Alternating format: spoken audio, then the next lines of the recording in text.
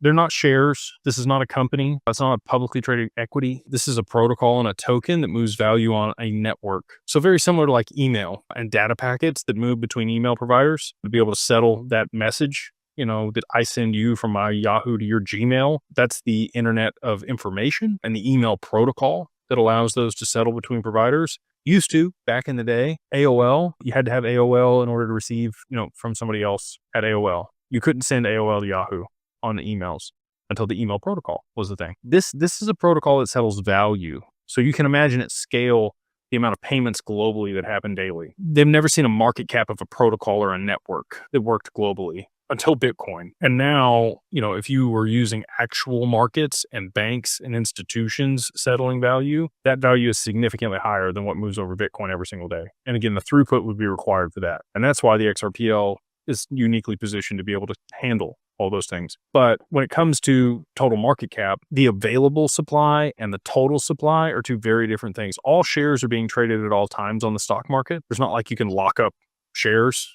I guess you could borrow margin against them. But just like Bitcoin, I think Satoshi's going to move his Bitcoin also. So watch for that. That's going to be a sign of the end for Bitcoin. But that's 1.098 million Bitcoin that's locked up in those 20,000 wallets that has never moved. It's not available. Can't trade it. Same thing for XRP. There's over 48 billion XRP in Ripple's escrow. Not tradable. So, if you just took that off the table, you got 52 billion in available supply, but that's not what's available on exchanges.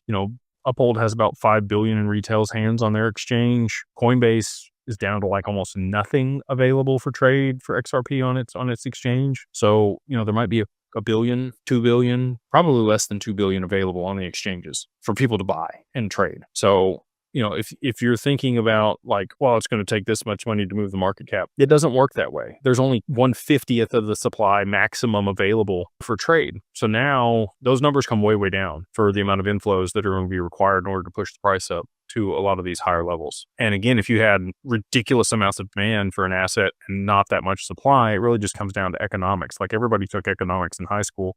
Supply and demand drives price. And the market cap is going to look kooky to people. It's going to be numbers that we've never seen before. But like 10 years ago, if you told somebody that there was going to be a $1 trillion company, they'd have called you crazy. And now we have multiple $1 trillion companies. So it's not that crazy to me to think that these protocols could be worth quadrillions, pendants over the long term if they're moving all the value globally.